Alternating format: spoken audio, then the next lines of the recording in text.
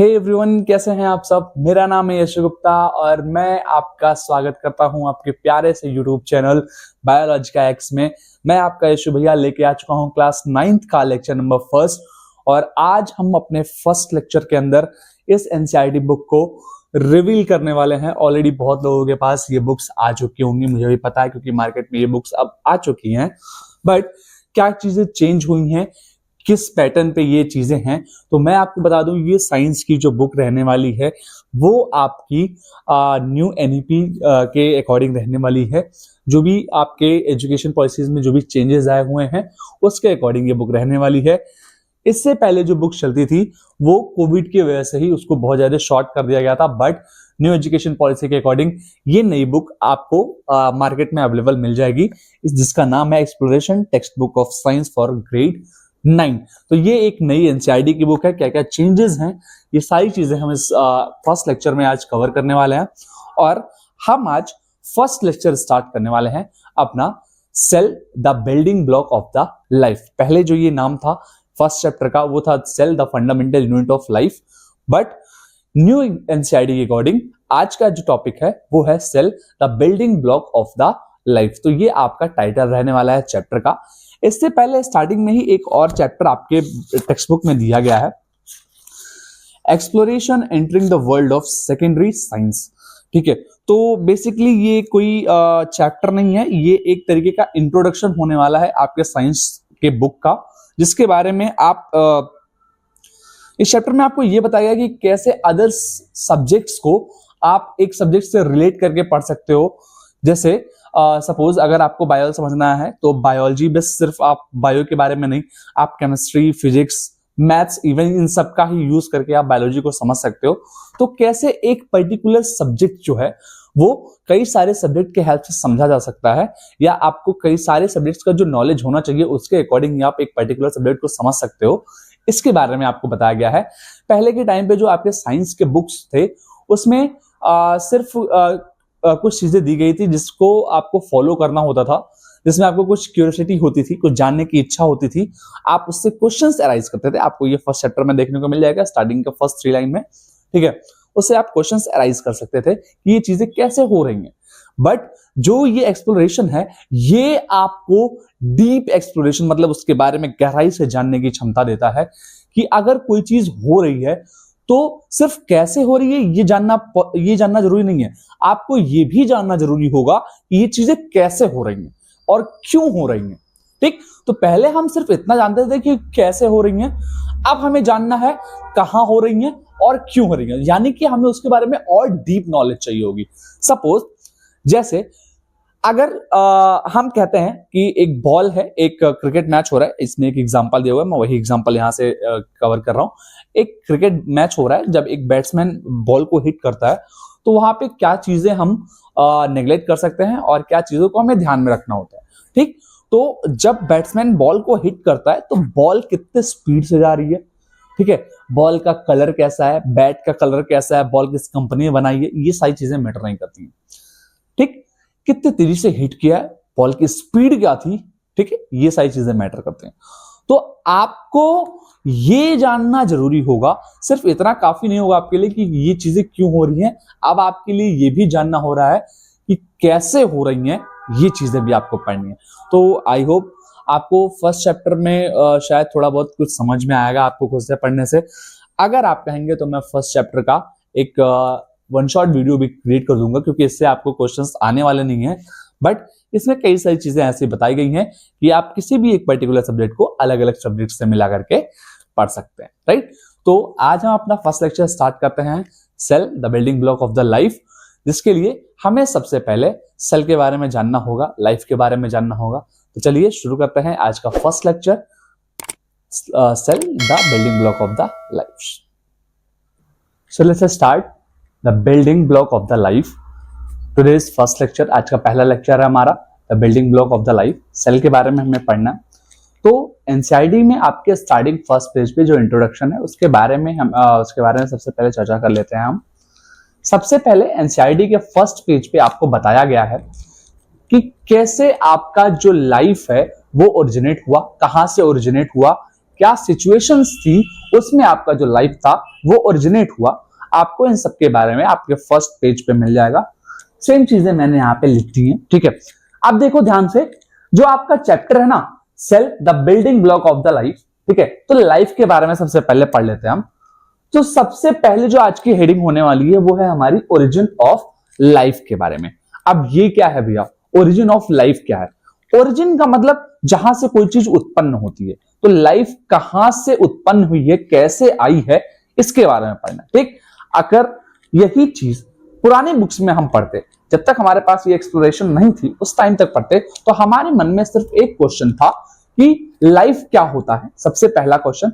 दूसरा, ये कहां से आया, बस इतना ही, ठीक। अच्छा, अब हमें क्या पढ़ना है कि लाइफ है क्या, ओरिजिनेट कहां से हुआ, आया कहां से और क्यों आया, क्या ऐसा सिचुएशन था किसके द्वारा ये लाइफ जो है वो आया, ठीक। अच्छा, अब सबसे पहली बात कर लेते हैं ओरिजिन ऑफ लाइफ के बारे में। तो जो लाइफ है वो ओरिजिनेट हुआ आपका वाटर के अंदर, ठीक है। कई सारे ऐसे साइंटिस्टों का मानना है जो लाइफ है वो कहां ओरिजिनेट हुआ, वो आपका वाटर के अंदर, सबसे पहला जो लाइफ था वो आपके वाटर के अंदर हुआ, ठीक है, ओरिजिनेट हुआ। अच्छा, ये वाइडली एक्सेप्टेड है। वाइडली एक्सेप्टेड मतलब कई सारे साइंटिस्टों का ये मानना होता है, कई सारे साइंटिस्टों का ये मानना है कि जो लाइफ है वो सबसे पहला जो लाइफ था वो ओरिजिनेट कहां पे हुआ था, वाटर में हुआ था, ठीक है।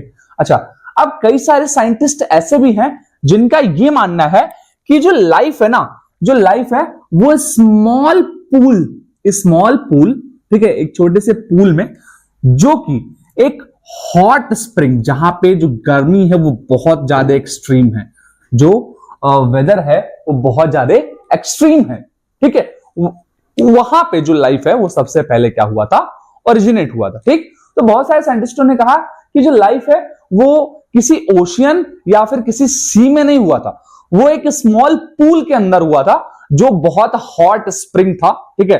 पूल कह सकते हो, तालाब वगैरह ऐसे कह सकते हो, ठीक है। वो वहां पे हुआ था जहां पे जो कंडीशन थी वो बहुत ज्यादा हॉट थी, ठीक है। वहां पे जो एनवायरमेंट था वो बहुत ज्यादा हॉट था, ठीक। वहां पे सबसे पहला जो लाइफ था वो ओरिजिनेट हुआ था, जिसकी वजह से हम हॉट स्प्रिंग कहते हैं, ठीक। सडनली ऐसे ही इंडिया में एक प्लेस है लद्दाख, उस लद्दाख में एक वैली है, एक घाटी है जिसका नाम है पूगा वैली, ठीक है, जिसका नाम है पूगा वैली। और ये पूगा वैली एक एक्सट्रीम कोल्ड कंडीशन में आता है, ठीक है। यहां पे ठंडक जो होती है वो बहुत जबरदस्त होती है, ठीक है। यानी कि ऐसा कह सकते हो गर्मी के टाइम पे भी यहाँ पे जो टेम्परेचर होता है वो 3-4 ऐसे, इवन रात के टाइम पे तो ये माइनस में भी चला जाता है टेम्परेचर, ठीक। तो लद्दाख में, इंडिया के अंदर लद्दाख में, ये जम्मू एंड कश्मीर के रीजन होते हैं, ठीक है, हिमालयन रीजन है बेसिकली ये। जम्मू एंड कश्मीर में एक प्लेस है लद्दाख, उस लद्दाख में एक वैली है जिसे कहते हैं पूगा वैली। और पूगा वैली में एक आपका एक पूल है जहां पे सेम सिचुएशन, यानी कि एक पूल है, उसका जो वैली है वहां पे एक छोटा सा पूल है, उसका जो सिचुएशन है वो एग्जैक्ट ऐसा ही है कि वो स्मॉल होना चाहिए और हॉट स्प्रिंग होना चाहिए। और ये इतना हॉट है कि इसका जो टेम्परेचर है वो अप्रोक्सीमेट बॉइलिंग वाटर, यानी कि approximate 100 degree Celsius, approx 100 degree Celsius के अप्रोक्स में इसका वाटर है, 100 डिग्री सेल्सियस, समझ रहे हो, ठीक है। प्रेजेंट कहां है, प्रेजेंट है ये लद्दाख में। प्रेजेंट कहां पे है ये, प्रेजेंट है ये आपका लद्दाख में, याद रखना प्रेजेंट कहां पे है, ये है आपका लद्दाख में। लेकिन लद्दाख कैसा एरिया है, लद्दाख जो एरिया है वो आपका एक्सट्रीम कोल्ड है, वो आपका एक्सट्रीम कोल्ड एरिया है। और इस एक्सट्रीम कोल्ड एरिया में ये जो पूगा वैली है वो हॉट स्प्रिंग एरिया है, इसे कह सकते हैं कि ये बॉइलिंग पॉइंट पे होता है। याद रखना, इसका जो वाटर होता है ये बॉइलिंग पॉइंट के अप्रोक्सीमेट होता है, ठीक। इसका जो वाटर है वो कैसा है, बॉइलिंग पॉइंट के अप्रोक्सीमेट है। तो साइंटिस्टों ने कहा कि ये जो पूगा वैली है, हो सकता है यहां से जो हमारा लाइफ हो वो ओरिजिनेट हुआ हो, कहां से, पूगा वैली से, जो कि मैच करता है, वो कंडीशन को मैच करता है अर्ली अर्थ, पिछले वाले अर्थ से, यानी कि पुराने अर्थ से मैच करता है, आज के कंपैरिजन में नहीं। जो अर्थ आज से 3.5 मिलियन ईयर्स पहले का जो अर्थ एटमॉस्फेयर था उससे एग्जैक्टली ये मैच करता है ये पूगा वैली, ठीक। यानी कि जो हमारा अभी का अर्थ का जो टेम्परेचर है उस टाइम से अभी तक हमारा जो अर्थ का टेम्परेचर है वो धीरे धीरे कम होता गया है। अप्रोक्सीमेट 3.5 बिलियन ईयर्स एगो जो क्लाइमेट था वो हॉट स्प्रिंग का था, यानी कि जो टेम्परेचर था वो अप्रोक्सीमेट बॉइलिंग पॉइंट के करीब में था। और सेम सिचुएशन जो है वो आपका पूगा वैली में हमें देखने को मिलता है, जो कि कहां पे प्रेजेंट है आपका, वो आपका लद्दाख में प्रेजेंट है। क्लियर? तो कई सारे साइंटिस्टों का मानना ऐसा है कि वो जो स्मॉल पूल की बात की जा रही थी वो आपका कहां पे है, लद्दाख में है, जिसे हम पूगा वैली कहते हैं। और एक कंडीशन भी ऐसा है जहां पे आपका जो अर्ली अर्थ था 3.5 इयर्स एगो वाला जो अर्थ था, वो 3.5 इयर्स का जो एगो वाला अर्थ था वो उसका कंडीशन जो है वो उस टाइम के कंडीशन से मैच करता है। ठीक है, यानी कि हम ऐसा कह सकते हैं कि जो 3.5 ईयर पहले का जो टेम्परेचर था अर्थ का, आज भी पूगा वैली का जो टेम्परेचर है वो एग्जैक्ट ऐसा ही है, एक्सट्रीम कोल्ड प्लेस होने के बावजूद। क्लियर है इतना? ठीक। तो अगर आपसे कोई पूछता है कि जो लाइफ है वो कहां पे ओरिजिनेट हुआ, तो वाटर में ओरिजिनेट हुआ। और मेनली जो साइंटिस्टों का मानना है वो स्मॉल पूल यानी कि पूगा वैली एक प्लेस है लद्दाख में, ओरिजिन उसकी वहां पे हुई थी। क्लियर? चलिए आगे बढ़ते हैं। आपको मैंने यहां पे एक फिगर बनाया है, आप देख सकते हैं इस फिगर को। मैंने ये सिचुएशन एक अराइज किया है, ठीक है, ये एक सिनेरियो क्रिएट किया है कि ये एक पूगा वैली है और इसमें जो वाटर है वो बॉइलिंग वाटर के अप्रोक्सीमेट है। और ये जो एक अर्थ एनालॉग है, मतलब पहले के टाइम का जो भी जो ऑर्गेनिज्म वगैरह रहा होगा उसको इन्होंने बात की है कि ये 3.5 इयर्स एगो का जो अर्थ एनालॉग है वो इस बॉइलिंग वाटर में प्रेजेंट है। और यहीं से ही आपका जो लाइफ है वो क्या हुआ है, ओरिजिनेट हुआ है। वो क्या हुआ है, ओरिजिनेट हुआ है। यहीं से जो इसका लाइफ जो है वो क्या हुआ है, ओरिजिनेट हुआ है। ठीक, क्लियर है इतना? या नाम याद रखिएगा पूगा वैली, यहां से आपका क्वेश्चन अराइज हो सकता है कि कौन से जो वो प्लेस है, कौन सा वो प्लेस है जहां से जो आपका जो लाइफ है वो ओरिजिनेट हुआ था। ठीक है, वो कौन सा छोटा सा स्मॉल पूल का एरिया था, वो था आपका पूगा वैली, जो कि आपके लद्दाख में प्रेजेंट है। और उसका जो टेम्परेचर है वो कैसा है, बॉइलिंग वाटर के अप्रोक्सीमेट है। जबकि वो प्रेजेंट कहां पे है, एक्सट्रीम कोल्ड प्लेस पे, जहां पे जो टेम्परेचर होता है वो लगभग हमेशा ठंडा ही रहता है। क्लियर है इतना? चलिए अब आते हैं early life form and plasma membrane, इन दोनों के बारे में बात कर ले। सबसे पहले कि अर्ली लाइफ फॉर्म कैसे हुआ, ठीक है, और उसके बाद प्लाज्मा मेम्ब्रेन के बारे में बात कर लेते हैं। चलिए, तो अर्ली लाइफ की अगर हम बात करें तो वो कौन से ऑर्गेनिज्म से जो सबसे पहले इस वैली के अंदर पाए गए थे, उन्हें हम कहते हैं, ऐसा हम कह सकते हैं कि ये जो थर्मोफिल्स होते हैं, बेसिकली ये हीट लविंग होते हैं। ये क्या होते हैं, हीट लविंग होते हैं। हीट लविंग मतलब आप ऐसे कह सकते हो कि इन्हें गर्मी में रहना ज्यादा पसंद होता है ना, इन्हें गर्मी में रहना ज्यादा पसंद होता है। तो भैया आ जाओ, है ना। इस समय पे तो वैसे भी आज 25 है, तो आज से तो पता नहीं वो क्या बहुत एक्सट्रीम गर्मी वाला सिचुएशन चल रहा है ना, तो इनको तो अभी बुला लो, है ना। नालायकों, इस समय बाहर मत निकलना घर से, ठीक है, इस समय बाहर मत निकलिए, क्योंकि अगर आप इस समय बाहर निकलेंगे तो बहुत ज्यादा दिक्कत हो सकती है आपको। ठीक है, आप बीमार पड़ सकते हो, तो प्लीज घर पे रहिए। ठीक है, आपके वेकेशन चल रहे होंगे, वेकेशन एंजॉय करिए, पढ़ाई करते रहिए। ठीक है, चलिए, तो ये क्या है, ये आपका हीट लविंग है। ये आपका हीट लविंग है जो कि इसे गर्मी में रहना पसंद है, बहुत ज्यादा गर्मी में रहना पसंद है। ठीक है, और ये एक कैसा बैक्टीरिया है, यूनिसेलुलर बैक्टीरिया है। अब जिन लोगों को यूनिसेलुलर और मल्टीसेलुलर के बारे में नहीं पता है, वीडियो को कंटिन्यू करेंगे आगे। इसी वीडियो में हम आपको बताएंगे कि यूनिसेलुलर ऑर्गेनिजम्स क्या होते हैं और मल्टीसेलुलर ऑर्गेनिजम्स क्या होता है। ठीक है, अभी के लिए आप ये जो थर्मोफिल्स है, ये आपका सबसे पहला जो क्राइटेरिया है वो क्या है, हीट लविंग का है। और दूसरा जो क्राइटेरिया है वो क्या है, यूनिसेलुलर बैक्टीरिया है आपका। क्लियर? अच्छा, चलिए नेक्स्ट क्या है, रिसर्च ने बताया, रिसर्च में हमें क्या पता चला कि बिरबल सहानी इंस्टीट्यूट में बताया गया कि इन थर्मोफिल्स के ऊपर आपको कैल्शियम कार्बोनेट की एक लेयर देखने को मिलती है। कैल्शियम कार्बोनेट की एक लेयर देखने को मिलती है, एक प्रोटेक्टिव लेयर देखने को मिलती है, जो इनकी हेल्प करता है प्रोटेक्शन में, जो इनको प्रोटेक्ट करता है। जैसे अगर मैं बात करूं कि हमारे मसल्स को और बोन्स को कौन प्रोटेक्ट करता है, हमारे मसल्स को और बोन्स को कौन प्रोटेक्ट करता है, तो हमारे मसल्स और बोन्स को स्किन प्रोटेक्ट कर रही है ना। हमारे मसल भाई, अगर मैं कहूं कि तुम्हारे फोन को कौन प्रोटेक्ट करता है? तो आपके फोन के कवर्स, है ना, आपके फोन के कवर्स, या फिर जब तुम घर पे पिटाई खाने वाले होते हो, है ना, जब पापा की बेल्ट और डंडे पड़ते हैं तो तुम्हें कौन प्रोटेक्ट करता है? तो आपकी मम्मी, है ना, आपकी मम्मी, तो भाई आपकी मम्मी ही तो बचाती है ना। कभी मार नहीं पड़ी क्या तुम्हें? है ना, पापा जब, याद करो जब तुम्हारे कम नंबर आते थे, पापा ये चप्पल और डंडा लेकर के तुम्हारे पीछे पड़ते थे, तो मम्मी कहती थी अरे मत मारो मेरे बच्चे को, जान दो, है ना। सेम सिचुएशन, तो वहां पे प्रोटेक्शन आपका कौन करता था? मम्मी करती थी, है ना। ऐसे ही इन थ्रोम्बोफिल्स के ऊपर इन्होंने क्या देखा कि कैल्शियम कार्बोनेट की एक लेयर प्रेजेंट है। क्या है? कैल्शियम कार्बोनेट की एक लेयर प्रेजेंट है, और ये क्या कर रहा है? बेसिकली ये आपका प्रोटेक्शन कर रहा है। ये क्या कर रहा है? प्रोटेक्ट कर रहा है।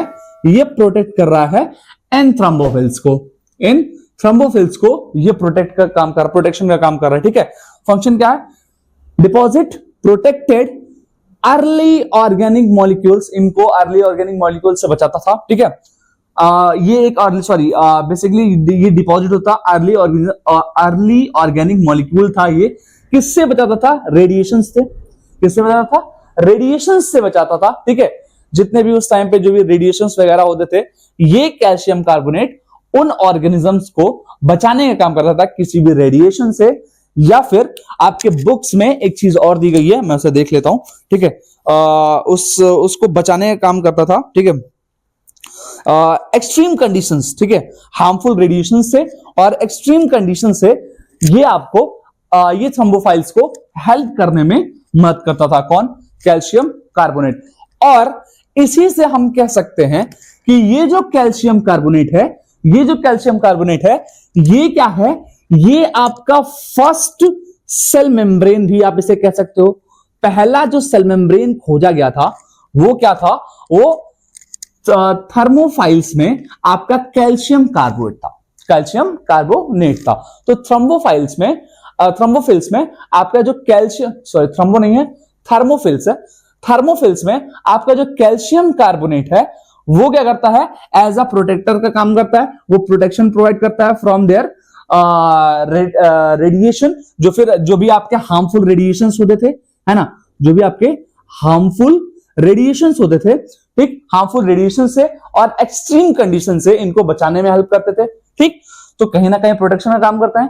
और जिसे नहीं पता है सेल मेम्ब्रेन के बारे में, जो सेल मेम्ब्रेन होता है वो भी आपका प्रोटेक्शन प्रोवाइड करता है, प्रोटेक्ट करने का काम करता है। ठीक, अच्छा, अब मैं इससे ये कह सकते हैं, इससे हम ये कह सकते हैं कि ये जो कैल्शियम कार्बोनेट है ये हमारा फर्स्ट सेल मेम्ब्रेन भी बन गया, है ना।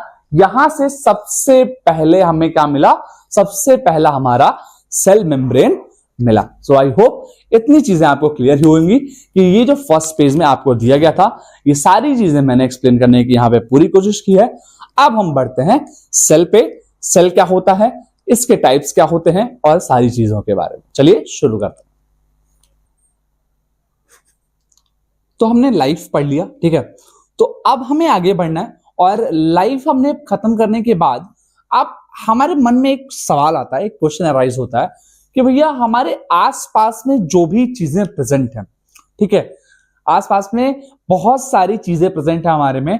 कुछ इनमें ऐसे हैं जो मूव करते हैं, कुछ मूव नहीं करते हैं, ठीक है, कुछ ब्रीथ करते हैं, कुछ ब्रीथ नहीं करते हैं, ठीक है, कुछ ऐसे थे जो पहले कोई प्रोसेस करते थे, अब वो प्रोसेस नहीं कर रहे हैं।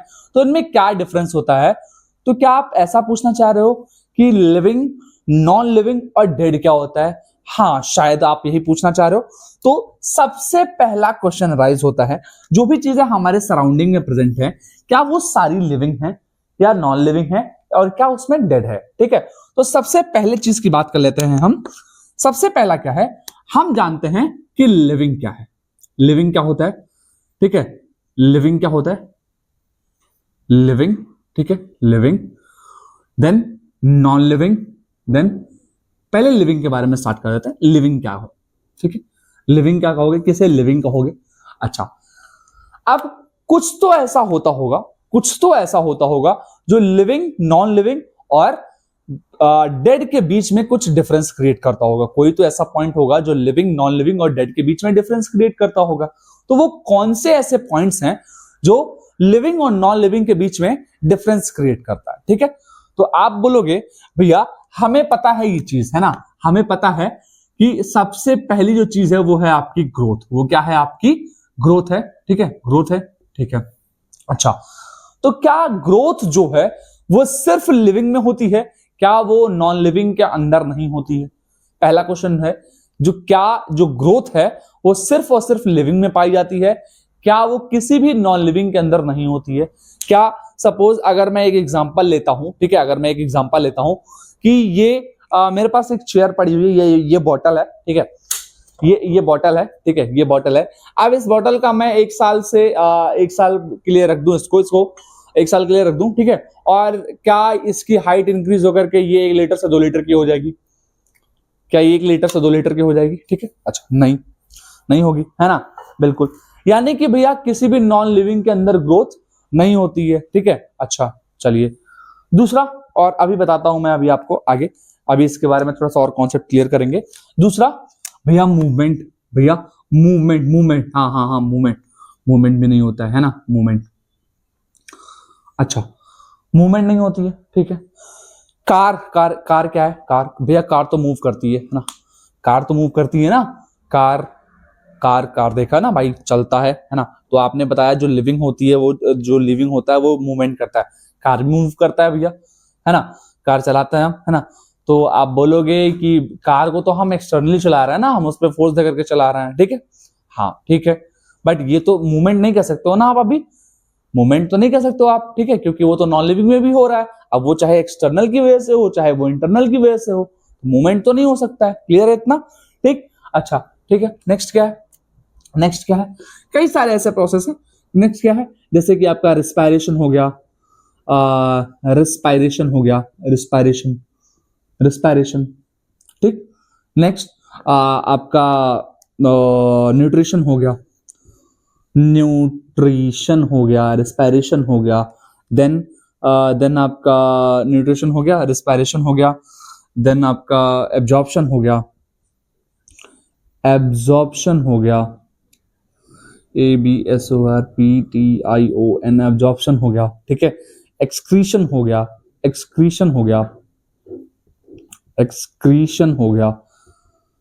ठीक, एक्सक्रीशन हो गया। ये सारे कुछ ऐसे प्रोसेस हैं जो लिविंग के अंदर होता है और नॉन लिविंग के अंदर नहीं होता है। तो अब मुझे बताओ कि अगर मैं ग्रोथ की बात करता हूं, तो क्या जो ग्रोथ है वो सिर्फ लिविंग के अंदर होती है, किसी भी नॉन लिविंग के अंदर नहीं होती है? ठीक है, क्या ऐसा हो सकता है कि क्या सिर्फ जो ग्रोथ है वो सिर्फ लिविंग के अंदर होती है, नॉन लिविंग के अंदर नहीं होती है? फैन ऑन कर देना यार, फैन ऑन कर दो भाई, बहुत गर्मी। क्या जो ग्रोथ है वो सिर्फ लिविंग के अंदर होती है, नॉन लिविंग के अंदर नहीं होती है? तो मैं आपको बता दूं, बहुत सारे बच्चों को ये चीजें नहीं पता होंगी कि जो लिविंग है वो सिर्फ जो ग्रोथ है वो सिर्फ लिविंग में ही नहीं बल्कि नॉन लिविंग के अंदर भी होती है। भैया ये क्या कह रहे हो आप? सबर रख, है ना, यहां आया है तो कुछ नया ही सीख के जाएगा, सबर रख। चल अब ध्यान से सुनना मेरी बात, क्या कहता हूं। बेसिकली जो ग्रोथ है ना वो आपका 2 टाइप का है, पहला ऐसा ग्रोथ जो बॉडी के अंदर से होता है, जिसे हम कहते हैं इंट्रिंसिक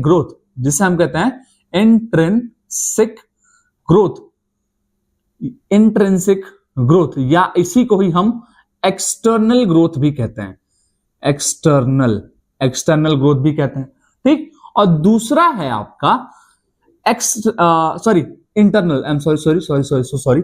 इंट्रिंसिक है ना, तो यहां पे इंटरनल ग्रोथ कहते हैं, ठीक है। नेक्स्ट है आपका एक्सटेंसिक ग्रोथ।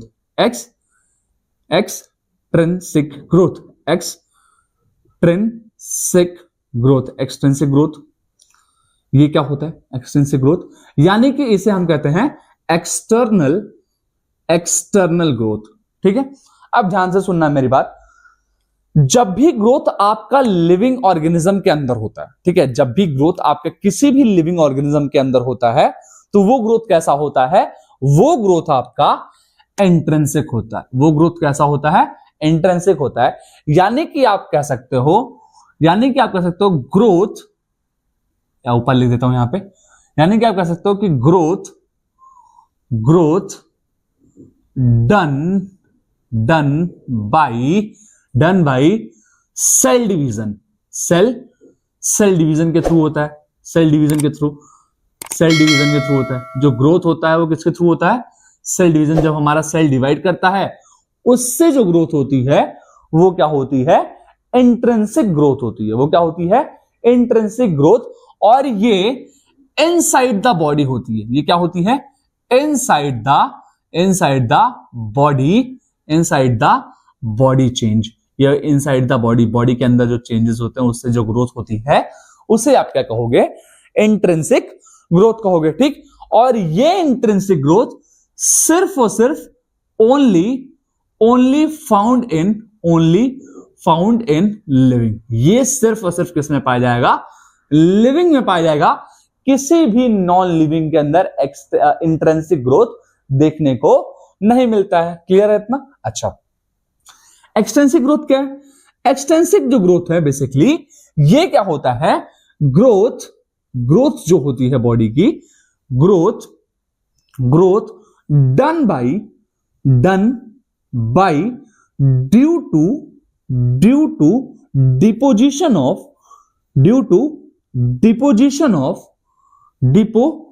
ऑफ और accumulation of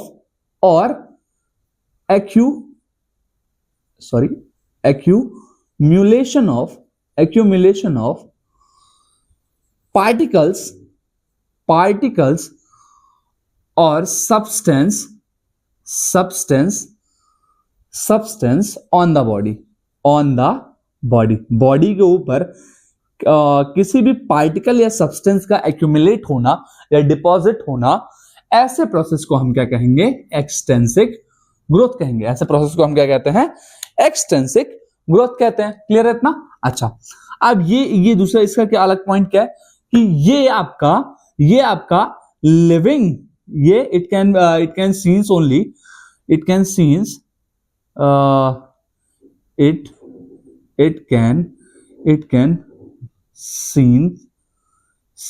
in both living में भी देखने को मिलता है एंड नॉन लिविंग में भी देखने को मिलता है।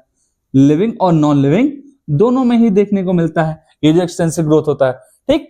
अच्छा, और ये होता किसके थ्रू है? ये या तो डिपोजिशन के थ्रू होगा और या फिर एक्यूमुलेशन के थ्रू होगा किसी भी सब्सटेंस का।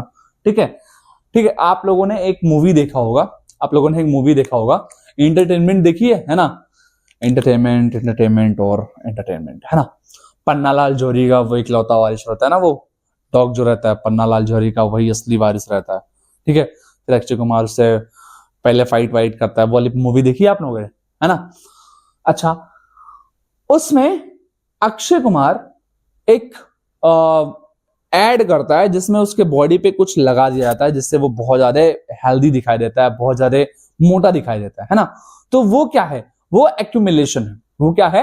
वो एक्यूमुलेशन है। बॉडी के ऊपर किसी चीज का डिपोजिशन होना, ये किसी चीज को एक्यूमुलेट कर देना ही क्या होता है? आपका एक्सटेंसिव ग्रोथ है, जिसकी वजह से जो हमारी बॉडी की साइज है वो इंक्रीज कर जाए। ठीक है।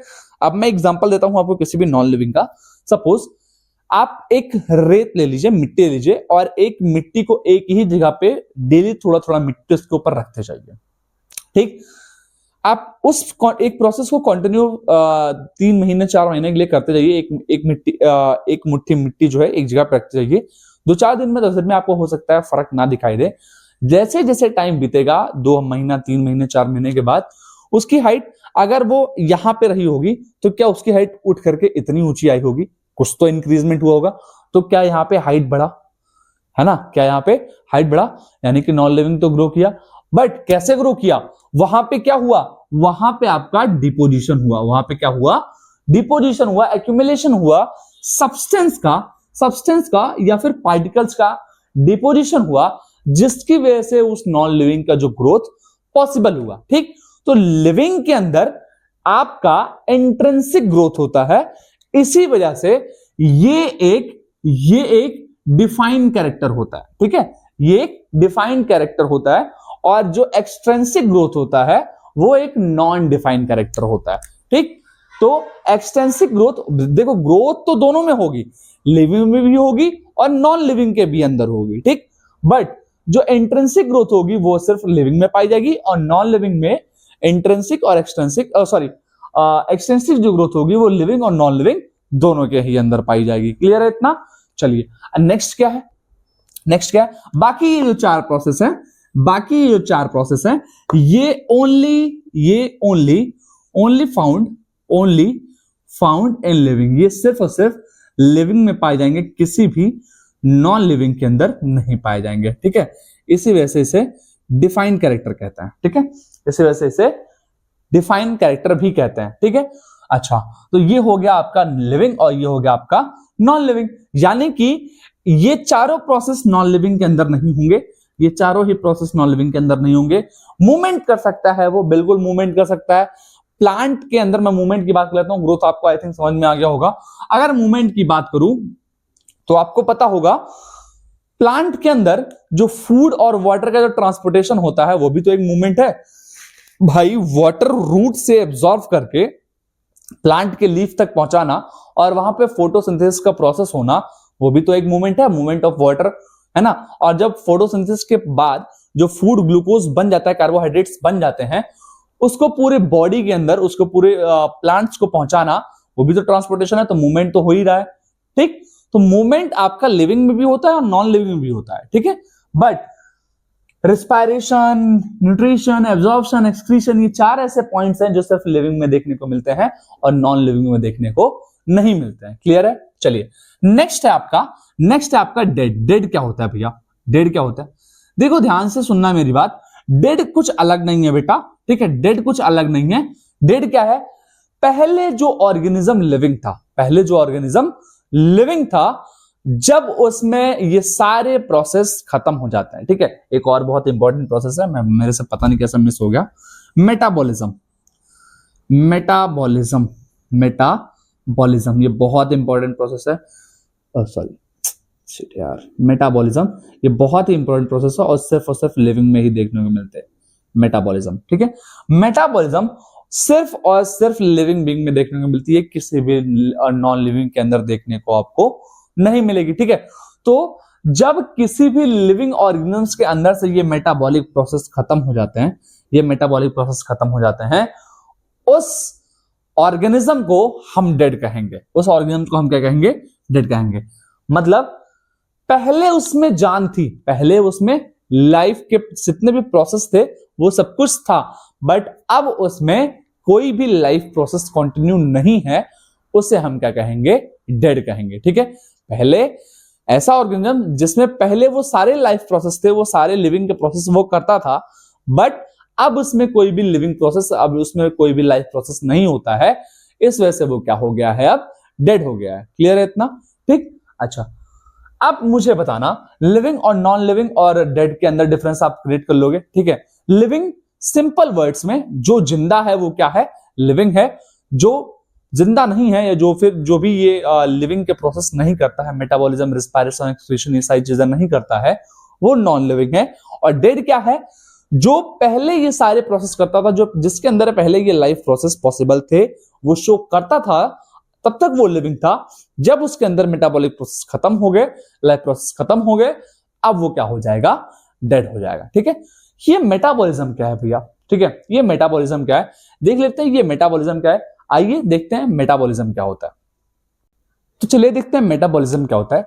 बेसिकली मेटाबॉलिज्म एक ऐसा प्रोसेस है, the process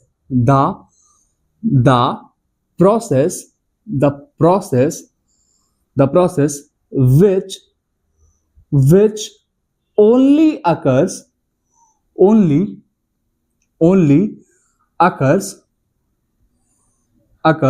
in living organism। एक ऐसा प्रोसेस जो सिर्फ और सिर्फ लिविंग में होता है, ठीक है। अब वो कौन सा प्रोसेस है, डेफिनेशन देख लेते हैं इसकी, ठीक है। डेफिनेशन क्या होती है? तो हम क्या कह सकते हैं, इसका जो डेफिनेशन होता है, बेसिकली इसका जो डेफिनेशन है, ठीक है, इसका जो डेफिनेशन है क्या लिख सकते हो इसे, sum of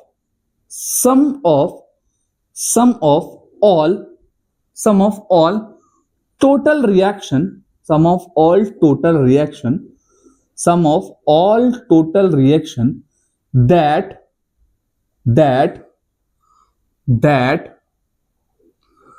take place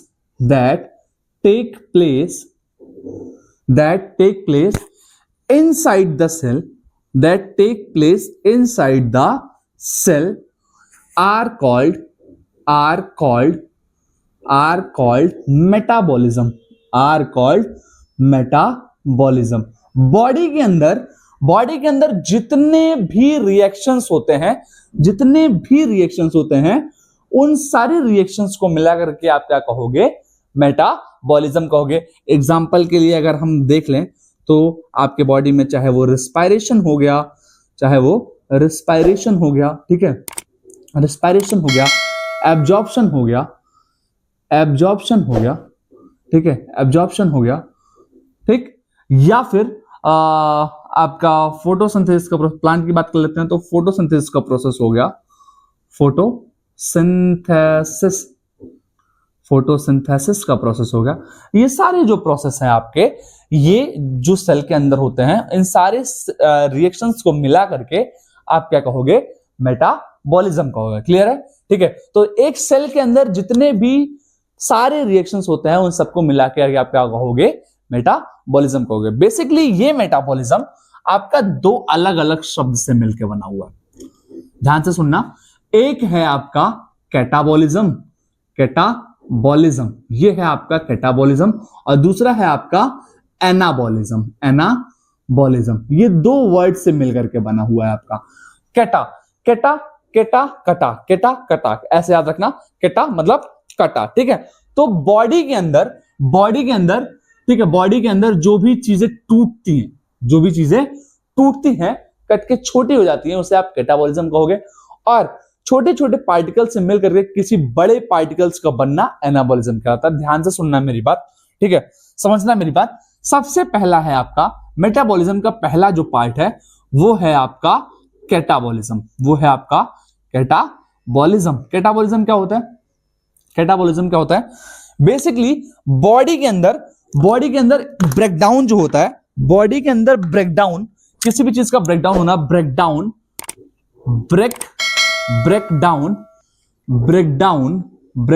of large complex molecule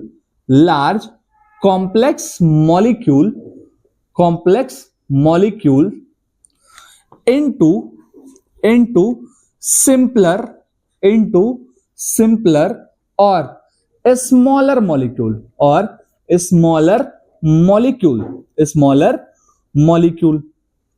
molecules।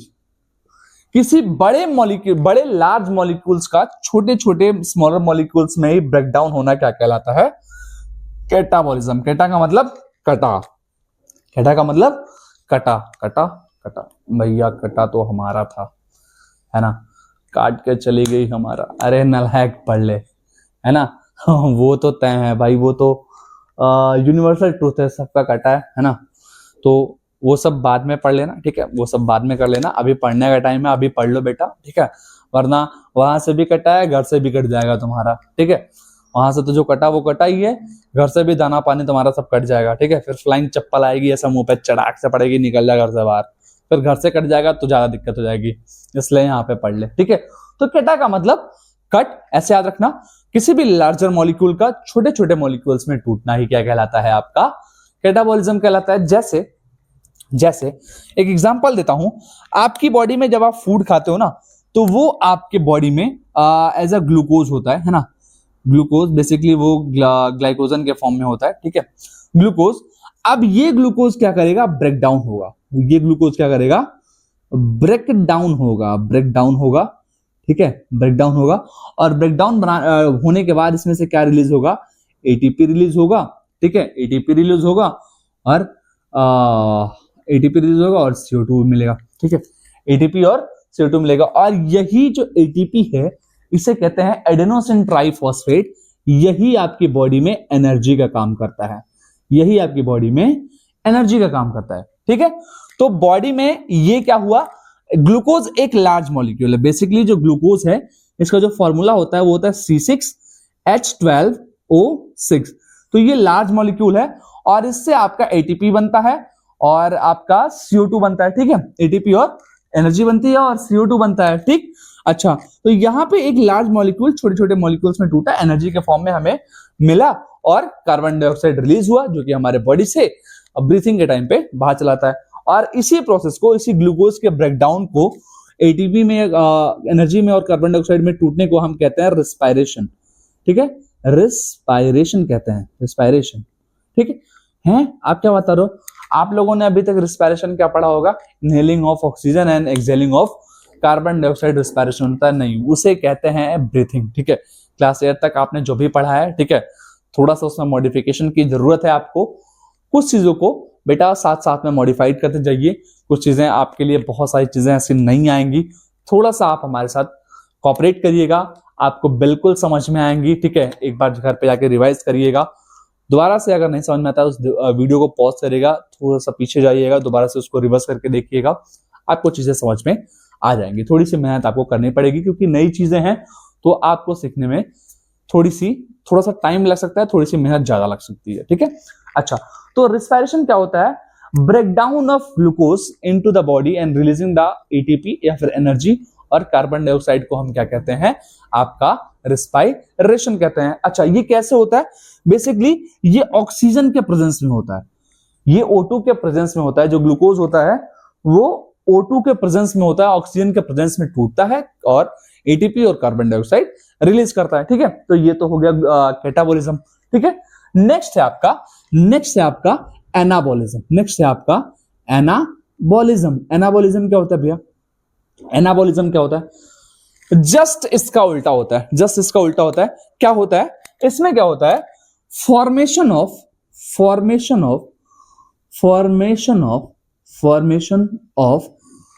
Large complex molecule formation of large complex molecules with the help of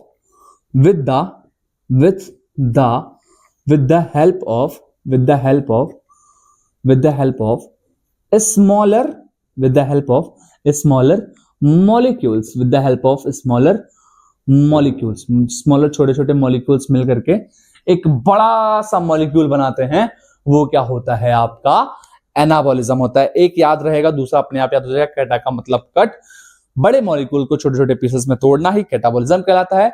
छोटे छोटे मॉलिक्यूल्स मिल करके एक बड़ा मॉलिक्यूल क्रिएट कर देते हैं, उसे हम क्या कहते हैं, एनाबॉलिज्म कहते हैं। आप लोगों ने फोटोसिंथेसिस का प्रोसेस पढ़ा होगा, है ना, आप लोगों ने फोटोसिंथेसिस का प्रोसेस पढ़ा है। ठीक है, फोटोसिंथेसिस का प्रोसेस पढ़ा है,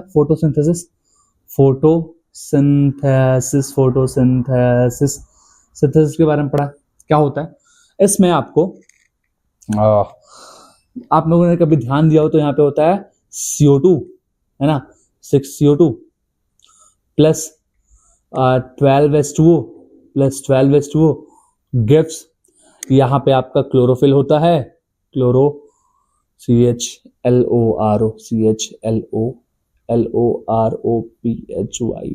क्लोरोफिल, और यहाँ पे नीचे होता है सनलाइट, फिर यहाँ पे बनता है C6H12 then O6 plus 6O2 plus 6H2O। ठीक, ये बनता है। अब यहाँ पे देखो, कार्बन, ऑक्सीजन, हाइड्रोजन, ऑक्सीजन मिल करके एक बड़ा, छोटे छोटे मॉलिक्यूल्स हैं, कार्बन 6 का है, ऑक्सीजन 2 का है, ऐसे छोटे छोटे मॉलिक्यूल मिल करके एक बड़ा सा मॉलिक्यूल बना रहे हैं। क्या बना रहे हैं, ग्लूकोज बना रहे हैं। क्या बना रहे हैं, ग्लूकोज बना रहे हैं। ठीक, तो ये होता है आपका एनाबॉलिज्म। ठीक, समझ में आया इतना। ठीक, तो breakdown of larger complex molecule into the simpler molecule, ये आपका कैटाबॉलिज्म होगा, जिसमें आप रिस्पायरेशन याद रख सकते हो। Anabolism, formation of the large complex molecule with the help of the smaller molecule, जैसे कि आपका फोटोसिंथेसिस, इसमें आप कार्बन डाइऑक्साइड और वाटर, छोटे छोटे मॉलिक्यूल्स मिल करके एक बड़ा मॉलिक्यूल बनाते हैं, जिसे आप कहते हो ग्लूकोज, या फिर उसी को आप कहते हो कार्बोहाइड्रेट। ठीक, अब हम स्टार्ट करते हैं अपना पहला टॉपिक सेल के बारे में। तो चलिए हम सेल की बात कर लेते हैं। सबसे पहला टॉपिक है आपका सेल के बारे में इस चैप्टर में, ठीक है। अभी तक हमने एक ओवरव्यू ले लिया है सारी चीजों के बारे में, सेल, ठीक है, लिविंग, डेड, नॉन लिविंग, ये सारी चीजों के बारे में हमने एक ओवरव्यू ले लिया है, ठीक है। मेटाबॉलिज्म क्या है, कैटाबॉलिज्म क्या है, क्या क्या क्राइटेरिया है जिसके बेसिस पे आप लिविंग नॉन लिविंग को अलग कर सकते हो, ये सारी चीजें हमने पढ़ ली। अब हम स्टार्ट करते हैं अपना सेल। तो आपके एनसीईआरटी में लिखा हुआ है all living organism are made up of cell. हमें पता है इस अर्थ के ऊपर जो भी ऑर्गेनिज्म है वो मिनिमम सिंगल सेल से मिलकर के बना हुआ है। एनसीईआरटी कहती है कि इफ, एनसीईआरटी क्या कहती है, if less than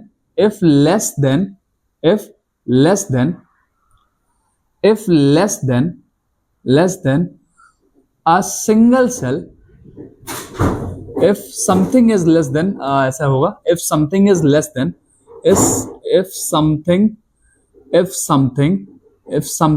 is less than if something is less than a single cell, if something is less than a single cell, if something is less than single cell, then we cannot consider as living, we cannot considered as living। मतलब क्या है इस चीज का, अगर कोई भी चीज एक सिंगल सेल की भी नहीं है, अगर कोई भी चीज एक सिंगल सेल की भी नहीं है तो उसे हम लिविंग कंसीडर नहीं कर सकते हैं, ठीक है। यानी कि किसी भी चीज को लिविंग तभी कह सकते हैं जब वो मिनिमम एक सिंगल सेल से मिलकर के बना हुआ हो। अगर वो एक सिंगल सेल का भी नहीं है तो हम उसे लिविंग कंसीडर नहीं करेंगे। और इसी पॉइंट को एनसीईआरटी कुछ ऐसे कहती है कि जितने भी लिविंग ऑर्गेनिज्म है वो कम से कम एक सेल से मिलकर के बने हुए होते हैं, ठीक है। जिसकी वजह से ये जो होता है, जो सेल है आपका, वो स्ट्रक्चरल एंड फंक्शनल यूनिट होता है आपके लाइफ का। यानी कि सबसे स्मॉलेस्ट यूनिट होती है ना, या ऐसे भी कह सकते हो आप, सेल इज द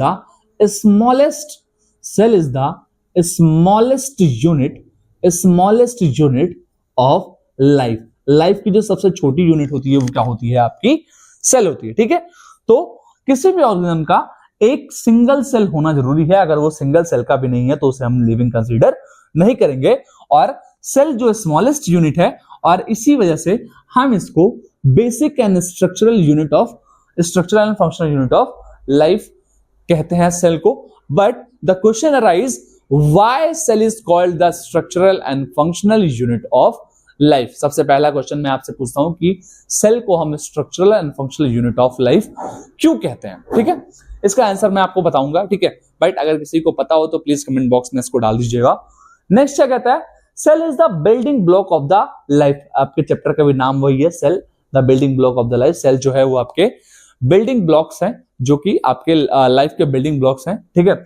नेक्स्ट है आपका cell represent as the basic level. ये सबसे बेसिक, सबसे स्मॉलेस्ट यूनिट है जिससे जो लाइफ होता है वो एग्जिस्ट करता है, जो लाइफ होता है वो एग्जिस्ट करता है, वो रन करता है, ठीक है। वो आपका वो क्या है, वो सेल ही है जो सबसे बेसिक है, जिसकी वजह से जो लाइफ का जो एग्जिस्टेंस होता है वो पॉसिबल होता है।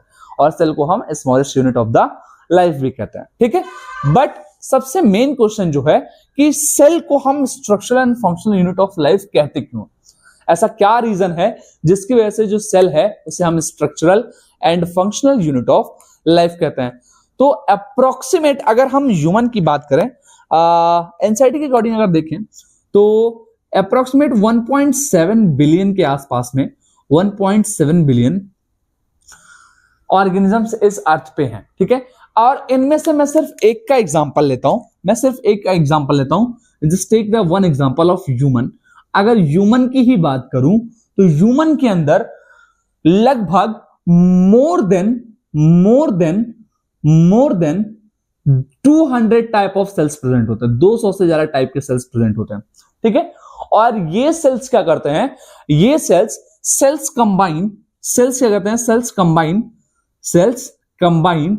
कंबाइन टू फॉर्म, ठीक है, सेल्स कंबाइन इसी को कहते हैं ग्रुप ऑफ सेल भी कहते हैं, ठीक है, इसी को हम ग्रुप ऑफ सेल भी कहते हैं। सेल्स कंबाइंस टू फॉर्म, ये क्या बनाते हैं, टिश्यू बनाते हैं बेसिकली, ये क्या बनाते हैं, टिश्यू बनाते हैं। और ग्रुप ऑफ टिश्यूज जो होते हैं वो आपके ऑर्गन्स बनाते हैं, और ऑर्गन्स जो होते हैं वो ऑर्गन सिस्टम बनाते हैं। मतलब एक सिंगल जो सेल होता है ना, वो आपके कई सारे सेल से मिलकर जो सिंगल सेल होता है वो कई सारे सिंगल सेल मिलकर के एक टिश्यू बनाते हैं, यानी कि वो बॉडी को शेप प्रोवाइड कर रहे हैं। सेल से टिश्यू, टिश्यू से सेल से टिश्यू बना, टिश्यू से ऑर्गन्स बने, ऑर्गन से ऑर्गन सिस्टम बना, ठीक है, ध्यान से देखना। अब यहां पे क्या होता है, ग्रुप ऑफ जो आपका टिश्यू होता है, ग्रुप ऑफ जो टिश्यू होता है आपका, ठीक है, ग्रुप ऑफ टिश्यू जो होता है वो क्या बना देता है, वो आपका ऑर्गन बनाता है, ठीक, वो आपका ऑर्गन बनाता है। Then organs together form, organs एक साथ मिलकर के organs together form, organs together form, organs एक साथ मिलकर क्या बनाते हैं, ऑर्गन सिस्टम बनाते हैं, ऑर्गन सिस्टम बनाते हैं, ठीक है। और ये ऑर्गन सिस्टम एट लास्ट आपकी बॉडी का फॉर्मेशन करता है, ठीक है, बॉडी बनाने में करता है। तो एक सिंगल सेल, ठीक है, एक सिंगल सेल कई सारे सिंगल सेल से मिलकर के क्या बनाया, आपका टिश्यू बना दिया, ठीक है। अब ये टिश्यू ऑर्गन बनाएगा, ऑर्गन से ऑर्गन सिस्टम बनेगा, मतलब ये शेप प्रोवाइड कर रहा है, ये प्रोटेक्शन प्रोवाइड कर रहा है, ये शेप प्रोवाइड कर रहा है, ये स्ट्रक्चर बना रहा है आपके बॉडी का। इस वजह से शेप से भाई स्ट्रक्चर ही बनेगा, है ना। तो ये शेप प्रोवाइड कर रहा है, स्ट्रक्चर बना रहा है, इस वजह से सेल को स्ट्रक्चरल यूनिट कहते हैं, ठीक है। इस वजह से सेल को क्या कहते हैं, स्ट्रक्चरल यूनिट कहते हैं। और अगर याद हो आपको, मैंने अभी मेटाबॉलिज्म बताया था कि एक सिंगल सेल, ठीक है, within single cell, within single cell, एक सिंगल सेल के अंदर भी अगर वो लिविंग है, ठीक है, अगर वो लिविंग है within single cell, all life process या फिर all life reaction can be possible. एक सिंगल सेल के अंदर भी सारे के सारे लाइफ रिएक्शन, सारे के सारे लाइफ प्रोसेस पॉसिबल होते हैं। एक सिंगल सेल भी कैपेबल होता है सारे के सारे लाइफ फंक्शंस को परफॉर्म करने के लिए, इस वजह से उसे फंक्शनल यूनिट कहते हैं, ठीक। तो जो सेल्स हैं वो शेप स्ट्रक्चर प्रोवाइड करते हैं, मोर देन 200 टाइप्स के जो सेल्स हैं वो अलग अलग शेप स्ट्रक्चर प्रोवाइड करते हैं, जिससे हमारी बॉडी बनती है, इस वजह से उसे स्ट्रक्चरल यूनिट कहते हैं। एंड देन एक सिंगल यूनिट भी कैपेबल होता है आपके लाइफ के एक्टिविटी को परफॉर्म करने के लिए, इस वजह से हम इसे functional unit of the life कहते हैं। और सबसे छोटी यूनिट होने की वजह से इसे हम smallest unit of the life कहते हैं। आई होप आपको ये सेल समझ में आया होगा। अब हम आगे बढ़ते हैं डिस्कवरी ऑफ सेल के बारे में। इससे पहले एक चीज पे थोड़ा सा ध्यान दे देते हैं। कई सारे ऐसे ऑर्गेनिजम्स हैं, ठीक है, कई सारे ऐसे ऑर्गेनिजम्स हैं जो यूनिसेलुलर हैं, और कई सारे ऐसे ऑर्गेनिजम्स हैं जो मल्टी सेलुलर है। अब इसे मैं डिटेल में बताऊंगा, बट नाम आ गया है तो थोड़ा सा इसमें मैं बता देता हूं। यूनिसेलुलर का मतलब ऐसे ऑर्गेनिजम्स जो सिंगल सेल, एक ही सेल से मिलकर के बने हुए हैं, उन्हें आप यूनिसेलुलर ऑर्गेनिज्म कहोगे। और ऐसे ऑर्गेनिजम्स जो दो या दो से ज्यादा टाइप के सेल से मिलकर के बने हुए हैं, उन्हें आप मल्टी सेलुलर ऑर्गेनिज्म कहोगे, ठीक है। अच्छा, पहली चीज, आपके बुक में एक सिनेरियो क्रिएट किया हुआ है कि जो ह्यूमन की जो आई पावर है वो कितनी है, वो देखने के लिए आपको एक सिनेरियो क्रिएट किया हुआ है। कि उसने क्या किया है कि सेल तो बहुत छोटा है ना, सेल तो बहुत छोटा है, तो हमारी आंखों से तो हम उसे देख ही नहीं सकते हैं। तो इसके बारे में डिस्कवरी कैसे हुई, इसके बारे में हमें पता कैसे चला, उसके अंदर क्या चीजें हैं, कैसे हो रही है, इसके बारे में हमें सब कुछ पता कैसे चला। उसके लिए एनसीईआरटी ने एक सिनेरियो क्रिएट किया है। उसने कहा कि एक पेपर के ऊपर हम दो एग्जैक्ट थोड़े से डिस्टेंस पे हम दो डॉट्स रख देते हैं, ठीक है, दो डॉट्स को पुट कर देते हैं, और उस डॉट्स को, उस पेपर को हम आंख के एकदम पास में लेकर रख देते हैं। एक ऐसा पॉइंट आएगा जब हम उस पेपर को आंख के पास में लेके आते जाएंगे, जब वो दोनों डॉट्स एक ही दिखाई देने लगेंगी। आपने पेपर लीजिए, पेपर पे दो डॉट बनाइए, बहुत पास पास में, अलग अलग ही रहे बट बहुत पास पास रहे, ठीक है। जब उस पेपर को आप अपने आई के एकदम पास लेके आते जाओगे, एक पॉइंट ऐसा आएगा जब वो दोनों पॉइंट एक ही मिलकर के एक बड़ा सा पॉइंट बन जाएगा, थोड़ा बड़ा बन जाएगा, उन दोनों को मिलाकर थोड़ा बड़ा पॉइंट बन जाएगा, वो दोनों एक ही बन जाएंगे, ठीक। लेकिन जब उस पेपर को आप अप्रोक्सीमेट 25 सेंटीमीटर दूर रखोगे, ठीक है, जो कि एक नॉर्मल जो होता है वो नॉर्मल पॉइंट होता है जहां से हमें एक क्लियरली दिखाई देता है, ठीक है। तो जब आप उसे क्लियरली देखोगे ना 25 सेंटीमीटर से, तो वो आपको 2 पॉइंट दिखाई देगा। लेकिन जब आप उसे क्लोजर लेके आते जाओगे, क्लोजर लेते आते जाओगे, तो एक पॉइंट ऐसा आएगा जब वो दोनों पॉइंट जो होगा वो एक सिंगल पॉइंट बन जाएगा। तो हमारी जो कैपेसिटी है वो सिर्फ और सिर्फ 1 मिलीमीटर तक की देखने की है, ठीक है, 1 मिलीमीटर देखने की है। और सेल जो है वो माइक्रोमीटर्स में आते हैं, तो हम इसे कैसे देखेंगे, ठीक है। ध्यान से सुनना। अब यहां से शुरू होती है कहानी डिस्कवरी ऑफ सेल की, कि कैसे सेल की खोज की गई, कैसे सेल देखा गया था। चलिए शुरू करते हैं। तो हम डिस्कवरी ऑफ सेल के बारे में बात कर लेते हैं। डिस्कवरी ऑफ सेल क्या है, ठीक है। तो सबसे पहला, सेल का जो साइज है वो इतना छोटा है, हम अपने इन आंखों से कैसे उसे देख सकते हैं, कैसे उसके बारे में हमें पता चला, कैसे हमने सेल के बारे में जाना, सेल के अंदर क्या चीजें हैं उनके बारे में कैसे जाना, ये सारी चीजें आपको इसमें पढ़ना है, ठीक है। सबसे पहला क्वेश्चन राइज होता है कि हम सेल इतना छोटा है उसे हम इन आंखों से कैसे देख सकते हैं, ठीक है। तो इसका जो आंसर होगा, इसका जो आंसर है by the help of microscope, ठीक है। माइक्रोस्कोप की मदद से हम इसको देख सकते हैं, ठीक है। अच्छा, अब इन माइक्रोस्कोप्स में क्या होता है, इन माइक्रोस्कोप्स के अंदर ना बेसिकली आपके, ठीक है, बेसिकली आपके कॉन्वेक्स लेंस होते हैं। आई थिंक कॉन्वेक्स है या कॉनकेव है, कॉन्वेक्स लेंस है या कॉनकेव लेंस है भैया, कॉन्वेक्स लेंस है या कॉनकेव लेंस है, कॉन्वेक्स लेंस है, चलिए सही है, ठीक है। कॉन्वेक्स लेंस होता है, ठीक है ना, कॉन्वेक्स लेंस होता है, ठीक, कॉन्वेक्स लेंस होता है, जिनके हेल्प से आप लोगों ने मैग्नीफाइंग लेंस देखा, मैग्नीफाइंग लेंस देखा है कभी, जिससे हम कोई चीज को बड़ जूम करके देखते हैं, उसमें भी आपका यही कॉन्वेक्स लेंस यूज होता है, ठीक है। तो ये क्या करता है, छोटी सी चीजों को थोड़ा बड़ा बना देता है, ठीक। तो माइक्रोस्कोप के अंदर ये कॉन्वेक्स लेंस यूज होता है, जो आपके उन सेल्स को हमें क्लियरली विजुअल दिखाने में हेल्प करता है, ठीक। तो हम सेल्स को कैसे देख सकते हैं, basically with the help of microscope. और ऐसा लोकल माइक्रोस्कोप नहीं भैया, एडवांस माइक्रोस्कोप चाहिए, एडवांस, ADVANC, एडवांस माइक्रोस्कोप चाहिए। और वो एडवांस माइक्रोस्कोप क्या था, वो एडवांस माइक्रोस्कोप था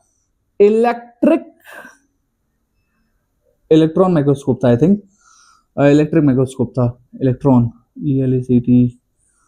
ELECTRON, इलेक्ट्रॉन माइक्रोस्कोप था, ठीक है, इलेक्ट्रॉन माइक्रोस्कोप था, SCOPE, इलेक्ट्रॉन माइक्रोस्कोप था। बेसिकली नॉर्मली जो माइक्रोस्कोप्स होते हैं वो गैदरिंग ऑफ लाइट्स को इकट्ठा करता है और उसके बाद किसी भी इमेज को वो हमें दिखाता है। बट इसमें क्या होता है, इसमें आपका लाइट नहीं इमिट होता है, इसमें आपका लाइट गैदर नहीं होता है ना, ये लाइट के उससे नहीं चलता है, इसमें लाइट का कोई रोल नहीं है। इसमें क्या होता है, इसमें आपके इलेक्ट्रॉन इमिट्स होते हैं, ELECTRON, इलेक्ट्रॉन्स इमिट होते हैं, गैदर्ड होते हैं, ठीक है। इलेक्ट्रॉन इमिट्स होते हैं या गैदर होते हैं, इमिट्स नहीं कह सकते, गैदर होते हैं, एक साथ आते हैं, ठीक है, गैदर होते हैं, इलेक्ट्रॉन गैदर होते हैं और उसके हेल्प से एक क्लियर पिक्चर बनती है, उसके हेल्प से एक क्लियर एग्जैक्ट पिक्चर बनती है, एग्जैक्ट पिक्चर बनती है, एग्जैक्ट पिक्चर हमें देखने को मिलती है, ठीक। तो हम कैसे देख सकते हैं, एडवांस माइक्रोस्कोप से, इलेक्ट्रॉन माइक्रोस्कोप की हेल्प से हम सेल को देख सकते हैं। अब सबसे पहला बात आता है, first cell was discovered by सबसे पहला जो सेल था वो किसने डिस्कवर किया था, ठीक है। तो सबसे जो पहला सेल था वो भाई साहब किसने डिस्कवर किया था, वो रॉबर्ट हुक ने डिस्कवर किया था। किसने डिस्कवर किया था, रॉबर्ट हुक ने डिस्कवर किया था, रॉबर्ट हुक ने डिस्कवर किया था इन इन 1665 1665 में सबसे पहला जो सेल था वो रॉबर्ट हुक ने डिस्कवर किया था। ठीक, अच्छा, अब इन्होंने कैसे डिस्कवर किया, क्या चीजें की? बेसिकली जो रॉबर्ट हुक थे, जो रॉबर्ट हुक साहब थे, ठीक है, रॉबर्ट हुक साहब ये स्टडी कर रहे थे, है ना, ये स्टडी कर रहे थे, ठीक है, एक कॉर्क स्लाइस को, एक कॉर्क स्लाइस को, लकड़ी का एक गुटका था, उसके छोटे से टुकड़े को ये स्टडी कर रहे थे भैया। ठीक है, लकड़ी के गुटके के एक छोटे से स्लाइस को, टुकड़े को स्टडी कर रहे थे। ठीक है, जो कि ये जो कॉर्क होता है ये वुड का होता है, वुड का पार्ट होता है। ठीक है, कॉर्क, ठीक है, इसी को हम गुटका भी कहते हैं, लकड़ी का गुटका, गुटका लकड़ी का गुटका कहते हैं। ठीक है, जो कि बना हुआ था ओक ट्री से, ओक ट्री, ये स्पेनिश में एक ट्री है जिसे कहते हैं ओक ट्री, उससे ये कॉर्क बना हुआ था। आप लोगों ने बॉटल का ढक्कन देखा होगा, जैसे मेरे पास ये बॉटल है, पहले जो बॉटल था वो शीशे का आता था, और उसके ऊपर जैसे जो हमारे पास ये अभी ये वाला कैप होता है ना, हम इसको ऐसे रखते हैं। पहले जो बॉटल्स आते थे उसके जो कैप्स होते थे ना, वो कैप्स आपके वुडन होते थे, लकड़ी से मिलकर के बने हुए होते। ठीक है, तो उसी कॉर्क के बारे में ये स्टडी कर रहे थे। वो जो वुड था, वो जो कॉर्क था, वो किस प्लांट से मिलकर के बना हुआ था? वो आपका ओक ट्री से मिलकर के बना हुआ था, स्पेनिश ओक ट्री था। ठीक है, उसके कॉर्क के स्लाइड में वो स्टडी कर रहे थे, और उन्होंने फर्स्ट ऑब्जर्व, सबसे पहले फर्स्ट ऑब्जर्व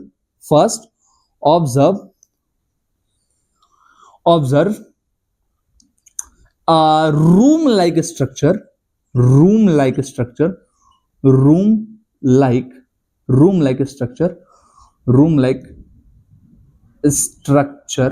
ठीक है, या फिर इसको इन्होंने कहा कंपार्टमेंट लाइक स्ट्रक्चर, जिसका उन्होंने जो नाम दिया था वो दिया था सेल्यूला। सेल नहीं कहा था इन्होंने, इन्होंने कहा था सेल्यूला। इन्होंने क्या कहा था? सेल्यूला कहा था। ठीक, इन्होंने क्या कहा? सेल्यूला कहा। ठीक है, अच्छा, और बाद में इसको इन्होंने फिर सेल कहा था। ठीक, तो इन्होंने इस पे डिस्कवरी की कैसे? बेसिकली इन्होंने इस सेल को देखा कैसे? इस सेल को इन्होंने सेल्फ मेड माइक्रोस्कोप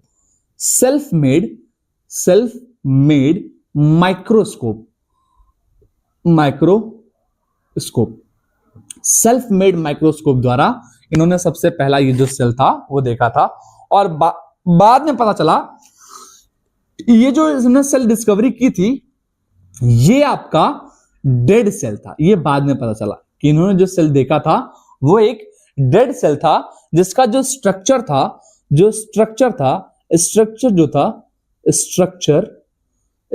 ऑफ जो सेल था वो हनी कॉम्ब लाइक था, मधुमक्खी के छत्ते जैसा था, हनी कॉम्ब लाइक था। ठीक है, वो कुछ देखने में ऐसा दिखता था, ऐसा वो हनी कॉम्ब लाइक स्ट्रक्चर था, ऐसा दिखता था। ठीक है, हनी कॉम्ब लाइक स्ट्रक्चर, ये कुछ ऐसा दिखाई देता था, ऐसा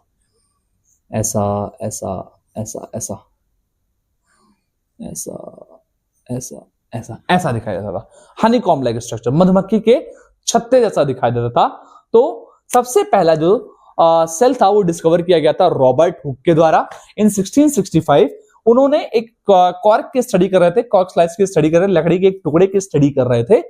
वो जो लकड़ी का टुकड़ा था वो एक प्लांट से आया था, जो उस प्लांट का जो नाम था वो था ओक ट्री, ओक ट्री, वो स्पेनिश ओक ट्री था, जिससे वो कॉर्क बना हुआ था, लकड़ी का गुटका बना हुआ था। और उन्होंने सेल्फ मेड माइक्रोस्कोप में सबसे पहला जो सेल था वो देखा था।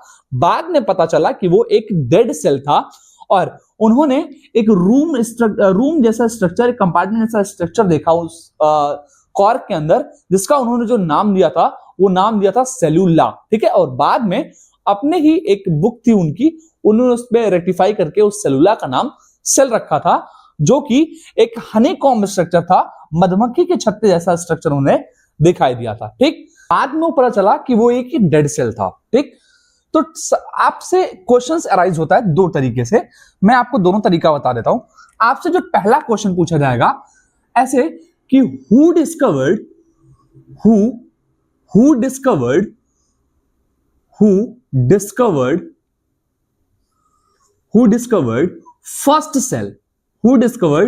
First cell. अगर आपसे ऐसा क्वेश्चन पूछता है कि पहला सेल डिस्कवर किसने किया था, ठीक है, ये पहला क्वेश्चन हो गया आपका। देन नेक्स्ट क्वेश्चन है who discovered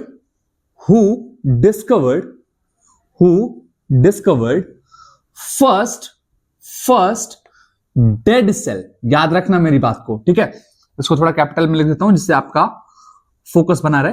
who discovered first dead cell. इन दोनों का ही आंसर आपका सेम होगा, आंसर क्या होगा, इन दोनों क्वेश्चन का ही आंसर आपका क्या आएगा, इन दोनों ही क्वेश्चन का आंसर जो होगा वो आपका क्या होगा, वो होगा रॉबर्ट हुक। ये होगा आपका रॉबर्ट हुक। समझ में आया? ठीक, चाहे आपसे कोई पूछता है फर्स्ट सेल, सबसे पहला सेल किसने खोया था, उसका भी आंसर क्या होगा, रॉबर्ट हुक ही होगा। ठीक है, और अगर आपसे पूछता है फर्स्ट डेड सेल किसने डिस्कवर किया था, तो वो भी आपका क्या हो जाएगा, रॉबर्ट हुक। क्योंकि ये बाद में पता चला कि जो रॉबर्ट हुक ने सेल डिस्कवर किया था ओक ट्री के अंदर, ठीक है, ओक ट्री के अंदर, ओक ट्री का एक पीस ऑफ वुड था, ठीक है, कॉर्क था, ओक ट्री का एक कॉर्क था, ठीक है, उस कॉर्क में सबसे पहले इन्होंने स्टडी किया था सेल को, ठीक है, जिसका जो अपीयरेंस था वो कैसा था, हनीकॉम्ब लाइक था। ठीक, ऐसा कुछ था, हनीकॉम्ब लाइक था, ऐसा हनीकॉम्ब जैसा स्ट्रक्चर था।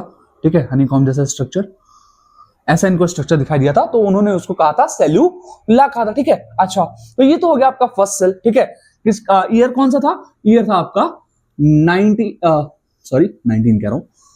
1665। आई होप इतनी बातें आपको क्लियर होंगी। ठीक, चलिए अब नेक्स्ट पॉइंट देखते हैं आपका। इसके बाद एक और साइंटिस्ट आते हैं जिनका नाम है, इसको हम ऐसे बताएंगे कि the first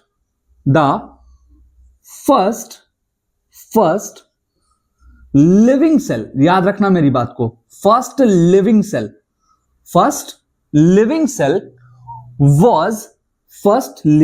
was discovered by अभी तो आपने दो चीजें पढ़ ली, फर्स्ट सेल और फर्स्ट डेड सेल। ठीक है, अब हम पढ़ रहे हैं फर्स्ट लिविंग सेल। ठीक है, फर्स्ट लिविंग सेल के बारे में पढ़ रहे हैं। सबसे पहला लिविंग सेल किसने दिया था, तो उन महानुभावों का नाम था Anton von Leeuwenhoek. Anton von Leeuwenhoek, इन्होंने सबसे पहला लिविंग सेल दिया था, first living cell Anton von Leeuwenhoek ने इन 1674 में सबसे पहली बार लिविंग सेल बताया गया एंटोन वॉन ल्यूवेनहुक के द्वारा। इन पॉन्ड वाटर, एक तालाब का पानी था, इन पॉन्ड वाटर, उसमें एक एल्गी था,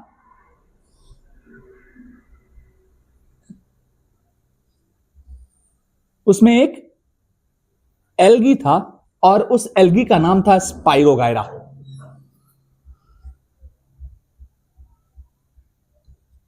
इस एल्गी का नाम था स्पाइरोगायरा। उस स्पाइरोगायरा के अंदर सबसे पहला लिविंग सेल खोजा गया था इन पॉन्ड वाटर में, ठीक है, पॉन्ड वाटर में एल्गी है स्पाइरोगायरा, उसमें सबसे पहला आपका फर्स्ट लिविंग सेल खोजा गया था। ठीक, तो आपसे जब भी क्वेश्चन अराइज करेगा, ध्यान दीजिएगा मेरी बातों को, चाहे वो आपसे पूछे फर्स्ट सेल और चाहे वो आपसे पूछे फर्स्ट डेड सेल, मेरी बातों को ध्यान से सुनिएगा, चाहे वो आपसे पूछे फर्स्ट सेल और चाहे वो आपसे पूछे डेड सेल, इन दोनों का ही आंसर क्या होगा आपका, रॉबर्ट हुक होगा, ठीक है। और अगर आपसे पूछता है फर्स्ट लिविंग सेल अगर आपसे पूछता है फर्स्ट लिविंग सेल, तो उनका नाम क्या आ जाएगा? उनका नाम आ जाएगा आपका एंटोन वॉन ल्यूवेनहॉक। क्या आ जाएगा? एंटोन वॉन ल्यूवेनहॉक आ जाएगा, ठीक है। इन 1674 1674 में इन्होंने सबसे पहली बार लिविंग सेल की डिस्कवरी की थी। क्लियर है इतना? चलिए, तो ये तो हो गया आपकी डिस्कवरी ऑफ सेल के बारे में। इसी टाइम पे एक और साइंटिस्ट आते हैं जिनका नाम था, इनसे कुछ मिलता हुआ रॉबर्ट हुक जी से कुछ मिलता हुआ उनका नाम है, ठीक है, जिन्होंने न्यूक्लियस के बारे में हमें बताया। और वो क्या थे? मैं स्लाइड को चेंज करता हूं, थोड़ा सा स्लाइड क्या है मैं इसे इरेज करता हूं और फिर से उनके बारे में आपको बताता हूं। तो रॉबर्ट हुक से मिलता हुआ एक और नाम है, उस टाइम पे उन्होंने भी बिकॉज सेल बहुत ज्यादा उस समय चर्चा में था, ठीक है। सभी लोग सेल है ना, जैसे कोई चीज इस समय फेम में चलता है तो वही सब लोग एक साथ काम पे लग जाते हैं, है ना, उसको फेम देने के लिए। ऐसे ही जैसे अभी चल रहा है ना कॉकरोच जनता पार्टी वाला, है ना, अभी कुछ तो सीन चल रहा है, मुझे एग्जैक्टली पता नहीं है उसके बारे में क्या है क्या नहीं है, ठीक है। तो इतनी हाइप क्रिएट कर दी है भाई, इतनी ज्यादा हाइप क्रिएट कर दी है, एक हफ्ते के अंदर अप्रोक्सीमेट 8-10 लाख मिलियन हो गया भाई उसके, है ना। तो ऐसे ही उस समय पे भी हाइप था और उस हाइप का मजा बहुत लोगों ने लिया, ठीक है। चलिए, तुम मजे नहीं लेना है, तुम्हें पढ़ना है, याद रखना, तुम मजे नहीं लोगे, ठीक। अब देखिए, इसके बाद एक और साइंटिस्ट आते हैं, मैं आपको नाम बता देता हूं।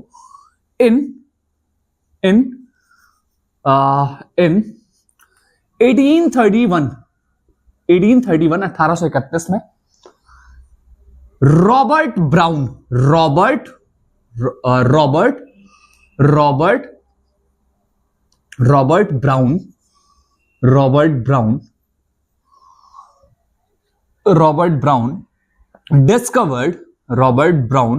discovered nucleus. सबसे पहले न्यूक्लियस की डिस्कवरी किसने की थी? वो किसने किया था भैया? रॉबर्ट हुक साहब ने किया था। किसने किया था? रॉबर्ट हुक साहब ने किया था, है ना। रॉबर्ट हुक साहब ने किया, सॉरी रॉबर्ट ब्राउन ने किया था। तो फर्स्ट, सबसे पहली बार न्यूक्लियस की जो डिस्कवरी की थी, या फिर ऐसे कहा जाए कि discovery of nucleus is done by Robert brown इन 1831 1831 में पहली बार रॉबर्ट ब्राउन ने न्यूक्लियस की डिस्कवरी की, ठीक। अच्छा, इसी टाइम पे एक और साइंटिस्ट आते हैं, उनका नाम था पुरकिंजे। इन 1839 इन 1838 आई थिंक 38 इन 1838 1838 और 1839, हाँ, इन 1838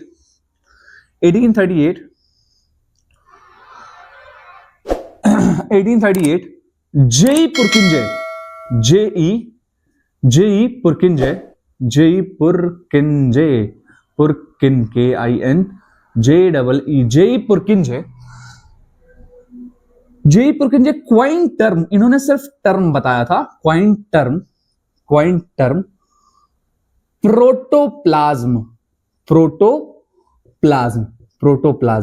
एक टर्म दिया इन्होंने, एक टर्म के बारे में सिर्फ ऐसा ही नाम दे दिया, बताया इन्होंने प्रोटोप्लाज्म, बट इसके बारे में इन्होंने कुछ बताया नहीं था, सिर्फ नाम दिया था एक टर्म प्रोटोप्लाज्म, ठीक है। अच्छा, तो जेई पुरकिंजे ने 1838 में, मुझे आई थिंक ये ईयर कंफर्म थोड़ा सा डाउट लग रहा है, ठीक है, मैं देख लूंगा। 1838 में सो सॉरी, जेई पुरकिंजे ने पहली बार एक टर्म दिया और उसका नाम क्या दिया? प्रोटोप्लाज्म। एक टर्म दिया जिसका नाम था प्रोटोप्लाज्म, ठीक है। अच्छा, अब इस टर्म को डिफाइन उन्होंने नहीं किया, इस टर्म को डिफाइन एक और साइंटिस्ट ने किया, ठीक है। इस टर्म को डिफाइन एक और साइंटिस्ट ने किया, सॉरी मैं देख लेता हूं एक बार यार, ये ईयर मुझे कंफर्म नहीं हो रहा है, मैं देखना पड़ेगा, मुझे थोड़ा डाउट हो रहा है इस पे। आई थिंक जहां तक मुझे लगता है ये 1839 होना चाहिए। जेई जो पुरकिंजे थे उन्होंने 1839 में सबसे पहली बार प्रोटोप्लाज्म जो टर्म था वो दिया था, ठीक। बट इन्होंने इसको एक्सप्लेन नहीं किया, प्रोटोप्लाज्म टर्म को एक्सप्लेन नहीं किया, ना इसके बारे में कुछ भी बताया। इस टर्म को एक्सप्लेन किसने किया? इस टर्म को एक्सप्लेन किया 1868 में। 1868 में एक साइंटिस्ट आए जिनका नाम था हक्सले। हक्सले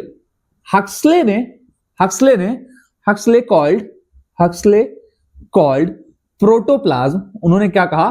प्रोटोप्लाज्म को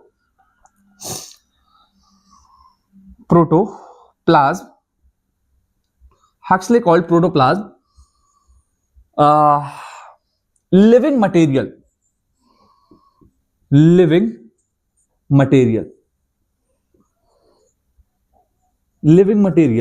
ऑफ द सेल।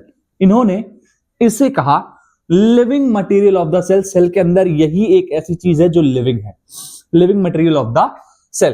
तो याद रखना मेरी बात को, 1839 में पुरकिंजे ने सिर्फ टर्म बताया था प्रोटोप्लाज्म के बारे में, और उस टर्म को एक्सप्लेन किसने किया था?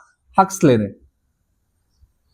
उस टर्म को एक्सप्लेन किसने किया था? हक्सले ने। इन 1868 में सबसे पहली बार हक्सले ने प्रोटोप्लाज्म को डिफाइन किया as a living material of the cell, ठीक है। Living material of the cell define किया, ठीक। अब आती है आपकी नेक्स्ट टॉपिक, सेल थियरी के बारे में। बहुत सारे साइंटिस्टों ने बहुत सारी डिस्कवरीज की उस टाइम पे। सेल के बारे में इतना क्रेज चल रहा था उस टाइम पे, सारे के सारे साइंटिस्ट एक ही चीज पर फोकस थे, सेल के बारे में, ठीक है। तो जब भी आपसे पूछा जाएगा, मैं आपको फटाफट से एक बार रैपिड रिवीजन करवा देता हूं। जब first cell was discovered by Robert Hooke, first dead cell was also discovered by Robert Hooke, क्योंकि बाद में उसे कंसीडर किया गया था dead, in 1665 in oak tree of Spanish oak tree.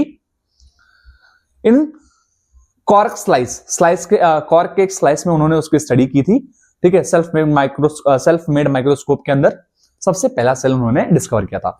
Then बात करते हैं एंटोन वॉन लीeuwenhoek की। इन्होंने सबसे पहला लिविंग सेल दिया था इन 1674 में, ठीक है।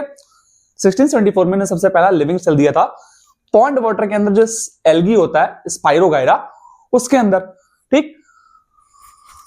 I am so sorry. उसके बाद एक साइंटिस्ट आते हैं 1831 में, रॉबर्ट ब्राउन। इन्होंने सबसे पहले न्यूक्लियस के बारे में बताया, ठीक है, न्यूक्लियस के बारे में बताया। देन नेक्स्ट 1839 में जे पुरकिंजे आते हैं, उन्होंने एक टर्म दिया प्रोटोप्लाज्म, बट इन्होंने कुछ ऐसा डिफाइन नहीं किया उसके बारे में कि ये क्या चीज है। उसको डिफाइन किसने किया? उसको डिफाइन किया 1868 में हक्सले ने। हक्सले ने क्या कहा कि भैया ये लिविंग मटेरियल है, ये सेल के अंदर यही एक ऐसी चीज है जो लिविंग है, ये living material of the cell है। क्लियर? तो अब शुरू करते हैं अपना नेक्स्ट टॉपिक, सेल थियरी के बारे में। तो चलिए हम स्टार्ट करते हैं नेक्स्ट टॉपिक आपका सेल थियरी। अब देखो, अभी तक सेल के बारे में बहुत सारी चीजें हमने पढ़ ली, ठीक है, कि उसने क्या डिस्कवर किया, ये सारी चीजें। फिर आता है सेल के बारे में और कुछ जानकारी दो साइंटिस्टों ने मिलकर दी। एक का नाम था मैथियस स्लीडेन और दूसरे का नाम था थियोडोर स्वॉन। ये दो साइंटिस्ट थे और इन दोनों ने मिल करके आपका सेल थियरी दिया था, ठीक है। एक एक करके पढ़ते हैं। So there were two scientist, दो साइंटिस्ट थे, ठीक है। सबसे जो पहले वाले थे उनका नाम था Matheus स्लीडेन।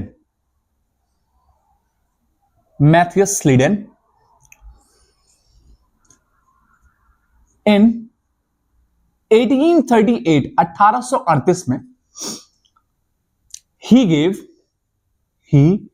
gave first cell theory. इन्होंने सबसे पहली सेल थियरी दी, फर्स्ट सेल थियरी,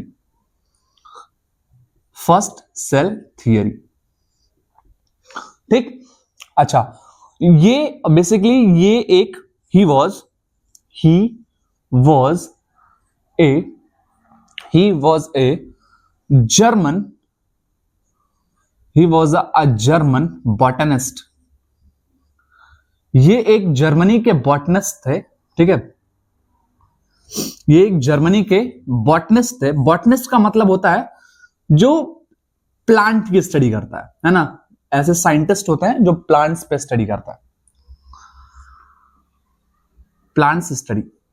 प्लांट्स की स्टडी करते हैं, सॉरी प्लांट्स की स्टडी करते हैं, ठीक है, उनको आप बॉटनिस्ट कहते हो, ठीक। तो ये एक साइंटिस्ट थे, जर्मनी के बॉटनिस्ट थे, जो कि प्लांट्स के बारे में स्टडी करते थे, और इन्होंने अपना सबसे पहला स्टेटमेंट 1838 के अंदर पहला सेल थियरी दिया। क्या? सबसे पहला जो स्टेटमेंट था, स्टेटमेंट फर्स्ट जो है स्टेटमेंट, इन्होंने एक ही स्टेटमेंट भी दिया था। इनका पहला एक जो स्टेटमेंट था वो क्या था? All plant bodies, all plant bodies are made up of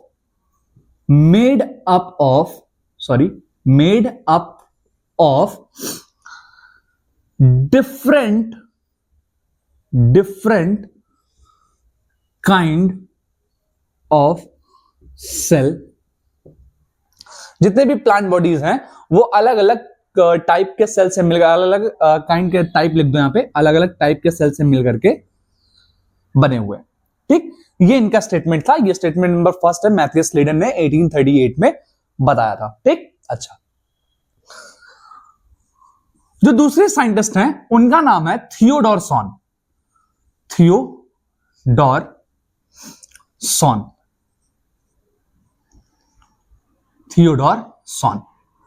Theodore sworn ने इन्होंने जो स्टेटमेंट दिया था वो इन 1839 में, इससे एक साल बाद, मैथियस लीडन के एक साल बाद इन्होंने बताया।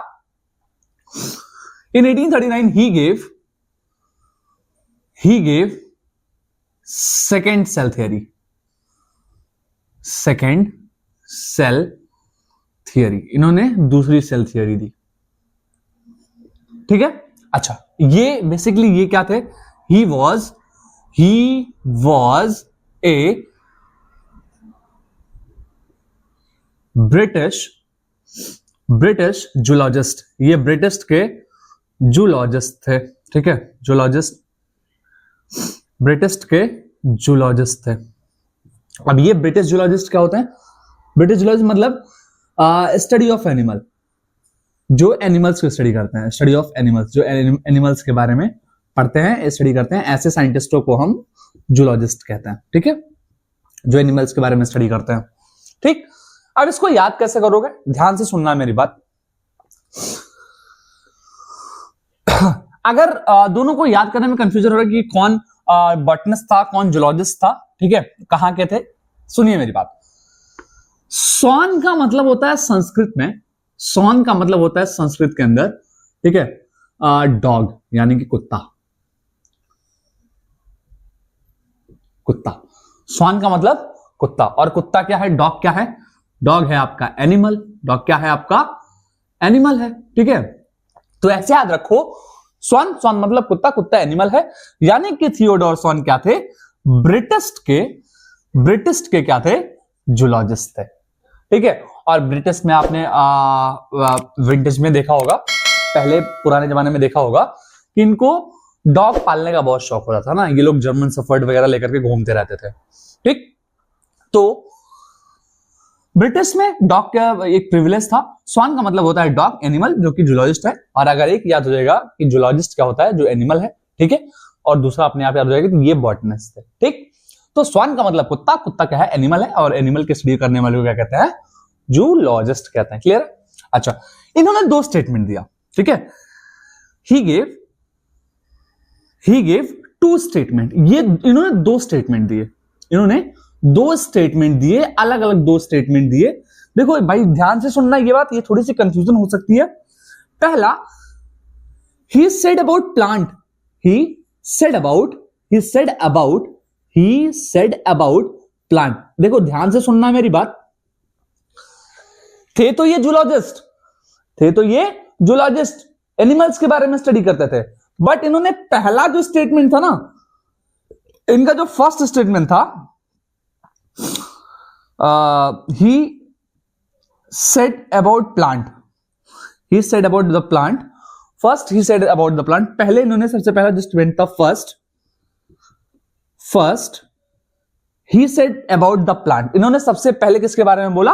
प्लांट के बारे में ध्यान रखना, क्योंकि ये एनिमल के स्टडी करते थे, जूलॉजिस्ट थे, तो इसलिए कंफ्यूजन हो सकती है कि ये स्टेटमेंट किसने बोला था। ठीक है, तो फर्स्ट स्टेटमेंट जो था उन्होंने प्लांट के बारे में बोला, और क्या बोला ध्यान से सुनना, इन्होंने बोला स्टेटमेंट, जो स्टेटमेंट था वो ये था, जो स्टेटमेंट था वो ये था कि सेल वॉल, मैं थोड़ा बड़ा लिख देता हूं इसको, cell wall is unique, cell wall is unique to plant, cell wall is unique to plant. ये इनका पहला स्टेटमेंट था, cell wall is unique to plant, ये इनका पहला स्टेटमेंट था। क्लियर है? ठीक, cell wall is unique to plant, ये इनका पहला स्टेटमेंट था। ठीक है, अच्छा, ये इनका फर्स्ट स्टेटमेंट था, स्टेटमेंट नंबर फर्स्ट था इनका। ठीक, स्टेटमेंट नंबर टू क्या था? स्टेटमेंट नंबर टू क्या था? इन्होंने क्या कहा? इन्होंने कहा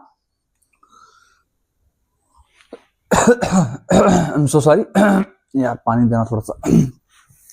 इन्होंने जो पहला स्टेटमेंट था, इन्होंने कहा कि cell wall is unique to the plant.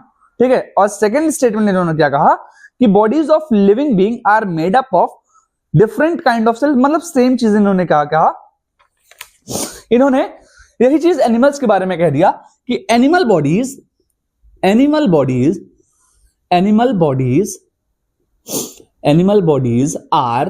Are made up of different kind of cell,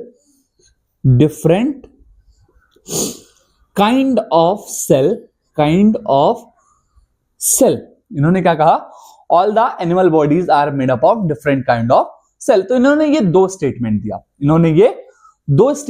और इन्होंने एक स्टेटमेंट दिया, और ये दोनों मिलकर के आपकी सेल थ्योरी बनती। ठीक, मैथ्यूस लिडन ने क्या कहा?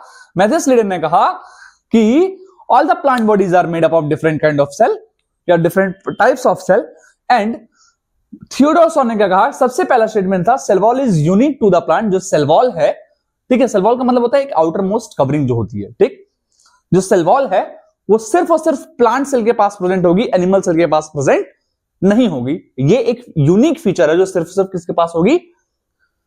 प्लांट सेल के पास होगी। ठीक, second statement, plant bodies are made up of different kind of cell. उन्होंने क्या कहा कि जो animal bodies are made up of different types of cell या काइंड ऑफ सेल। जितने भी एनिमल बॉडीज है वो अलग अलग टाइप के सेल से मिलकर के बने हुए हैं। ठीक है, अच्छा, इनका सेकेंड स्टेटमेंट था। ठीक है, अब बट इन दोनों ने एक चीज नहीं बताई।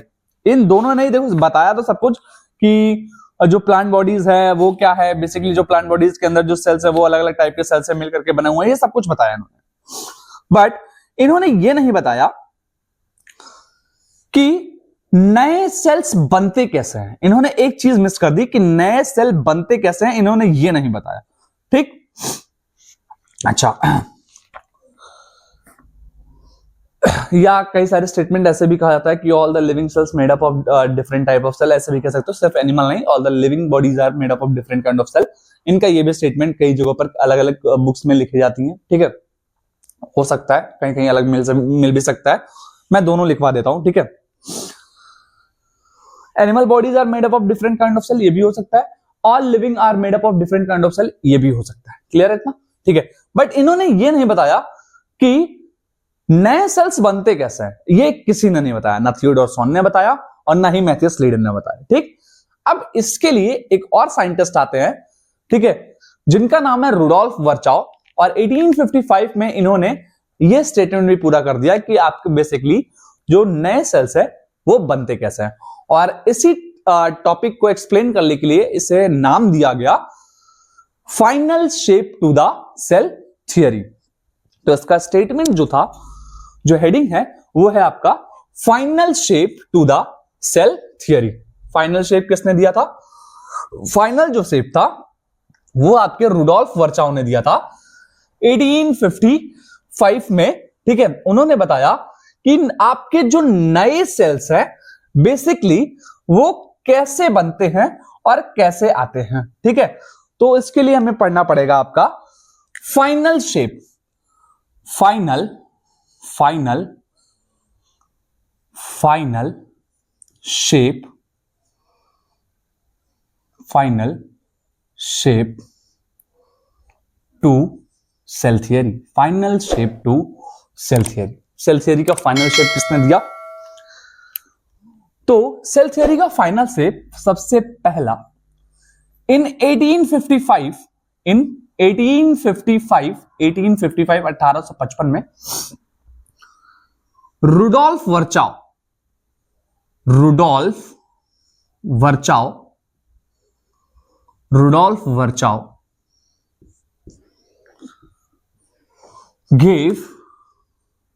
gave final shape to the cell theory. Cell theory को उन्होंने फाइनल शेप दिया और इन्होंने स्टेटमेंट दिया। स्टेटमेंट क्या था? इन्होंने एक स्टेटमेंट दिया। जो स्टेटमेंट नंबर 1 था वो था आपका, जो स्टेटमेंट नंबर 1 था वो क्या था? स्टेटमेंट नंबर 1 था ओमिनिस सेलुला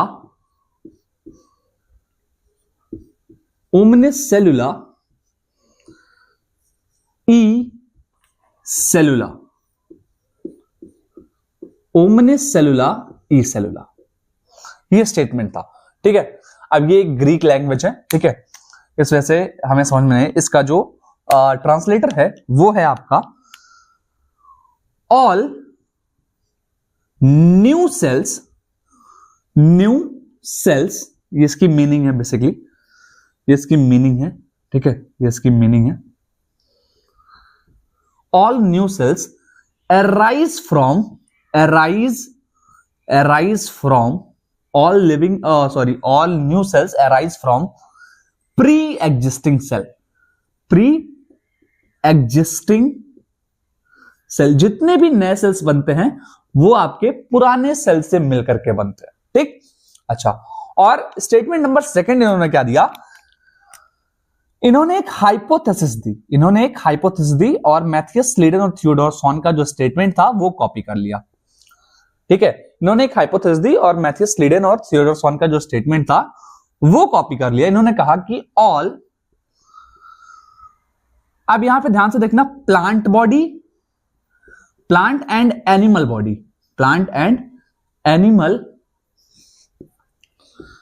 बॉडीज, या फिर इसी को कह सकते हो all living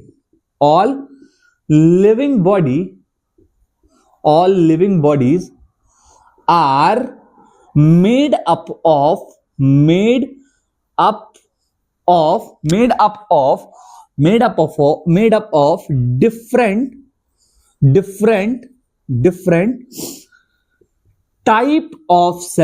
different type of cell or their product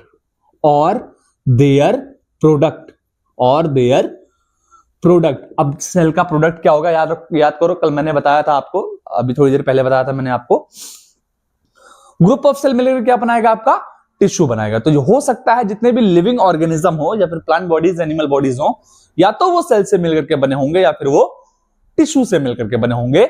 ये था आपका final shape to the cell theory, जो कि रुडोल्फ वर्चाओ ने दिया था 1855 में। इन्होंने सबसे पहले क्या बताया? ओमनिस सेलुला ई सेलुला, जिसका जो मतलब था वो क्या था कि जितने भी न्यू सेल्स हैं वो किससे बने हुए हैं? प्री एग्जिस्टिंग सेल से मिलकर के बने हुए हैं। और जितने भी प्लांट या एनिमल बॉडीज हैं या जितने भी लिविंग बॉडीज हैं वो अलग अलग टाइप के सेल से मिलकर के बने हुए हैं।